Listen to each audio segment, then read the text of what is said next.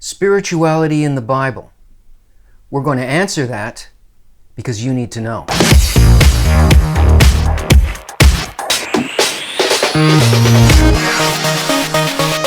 Yes, what is spirituality in the Bible?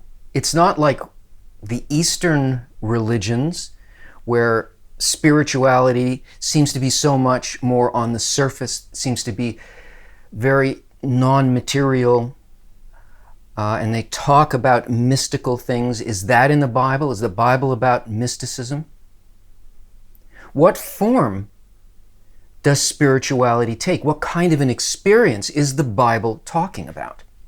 We look at the Bible from the point of view of a material framework, and we believe that everything that it speaks about there is talking about things in time and space. Because as far as we can see, it seems to be about a time way back in history where it seemed that God spoke to people.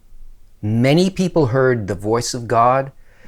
They did what God told them to do.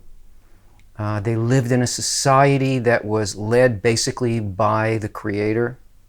And then it seems to us that something happened and they lost contact with this and they forgot, and now we're the inheritors of this amnesia. And all we've got now is belief.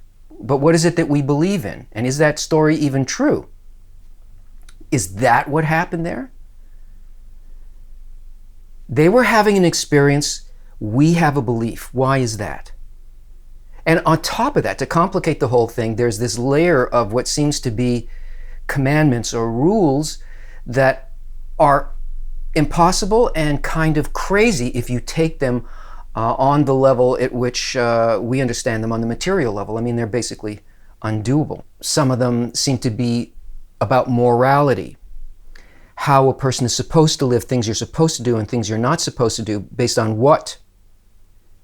That doesn't seem very spiritual. Anybody can do these things mechanically, and it doesn't necessarily lead to a kind of spirituality. This is such an important question because so much lost opportunity happens as a result of us having no idea what that is. And what it is absolutely amazing and designed not for a time in the past, but precisely for this moment, this nexus in human history. And it's very important that we understand this. So what's the main thing that we don't understand here that doesn't put us in touch with what spiritual life was like and what it's supposed to be? We don't understand the language that the Bible is written in. I'm not talking about Hebrew or Greek or any of that, but the mode in which it was written and what it was actually pointing to.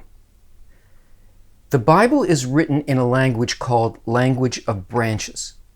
It is addressing forces that exist above the normal human perception. Why does it use the language of branches? Because nature is set up in such a way in which there is an upper world and a lower world. The upper world being the world of bestowal and the lower world being the world of reception. And that means not just a feeling, but in our perception of reality, it creates a certain locked off experience for us. Everything that happens in this world, in the material world, happens only as a result of things that first happened, impulses that occurred in the upper world or on the root level.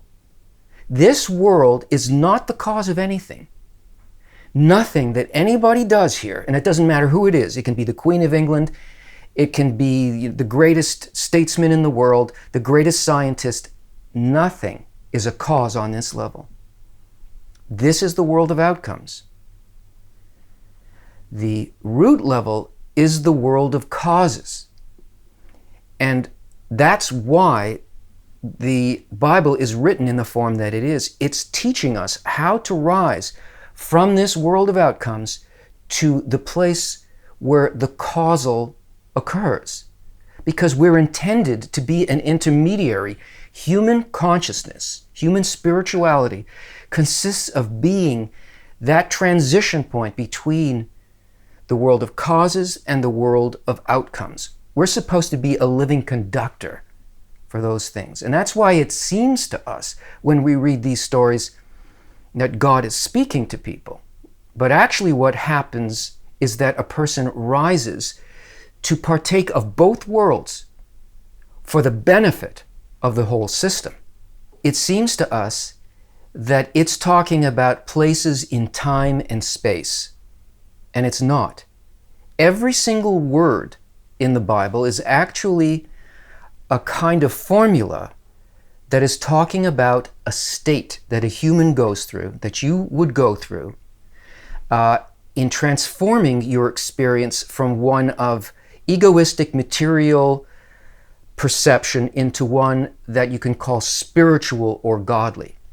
And people in the past had a very different property than we have now, internal property, that allowed them to be able to hear and understand this, not as a, say, symbolic language. Oh, if we look into the symbolic level of the Bible, we'll understand what we're supposed to be doing psychologically or how it should affect our heart. That's really not how it's written. It's scientific. It's very precise in what it's talking about in terms of states that a person needs to correct themselves towards. That is, change places where they would take into places where they would give. I mean, that's a simplification. But a person rising from the branch level to the root level depends on an inner quality of a person. And the quality that people in the past had that was different than ours, it's not the quality itself, it's an aspect of the quality. They were less coarse in their egoism. They were far more subtle. They were far less connected to the material appearance of things. They understood that language was not addressing one person doing the right thing or the wrong thing, not talking about people and places, but talking about forces, because they themselves were not as embedded as we are into the material or the egoistic level of life. So these things that seem to be laws for us, rules like the Ten Commandments, they're talking about states that a person has to actually reach. States of ascent that happen to a person as they move from the branch level back to the root level. And they do this through connecting with each other. And that's why the story goes, there was a nation called Israel, and in this nation there was God lived amongst them, and they built a temple in which God dwelt. Now, none of that is literally a physical place, like a cage for God, or a house that he lived in, or something like that. The Bible addresses all of creation as though it were a single person, because it's speaking to us at the beginning point of our development. And it's trying to evolve us, it's attempting to evolve us to a place where we come to be in contact with that force that we call the Creator. The spirituality is our evolving through our connection with the entire system of nature. That's what's being talked about in the Bible. And we get confused because we think that there are places and people, and if you go into archaeology, you can find, not all of them obviously, but you can find some of those places and some of those people actually existed and so on in the past, don't exist today, and this is part of our physical heritage. This comes as a result of our complete investment into the material level of life, where we think that something that has to do with source is the past, and that revelation is the future. These are actually states, depth states within people. Now imagine if you actually could ascend from the branches to the roots, you would begin to perceive very differently. You would feel that force of the entire system, the thing that they called creator. And by the way, creator means come and see. That means that we evolve and we perceive. And that place, that sort of ancient magical land of Israel, is not a land. A land, actually, in Hebrew, in the language of branches, means a desire. Land equals desire. Eretz is ratzon in Hebrew, and that means desire. And it is a special desire that's called Israel, and Israel means a desire for direct connection with the upper force. Yasher Kel, that meaning God. God meaning the forces, the essential force of nature, the essential life of lives. And that nation is represented in the story through roots and branches as though it were many individuals all connecting in a brotherhood. And amongst them, in their relationship between them, the quality of love existing between them, there appears the creator or the temple. Why? Because within these people, so to speak, there is a quality that matches exactly the upper force. So the temple is not a place in time and space. It's not made of brick. It's not made of gold. None of those things. It is the attainment of people to be connected to each other through a love that is a concern for each other, taking on the quality of the upper system, of the root level of reality. And what appears amongst us is that cohesive, interrelated, total concern that manages everything and is everything. And that only opens to us when we move from branch to root through the transformation of 125 steps within us that the Bible delineates beautifully, but through a language that we don't understand. Almost nobody understands that language because it's written in such a way that it's really for a past generation.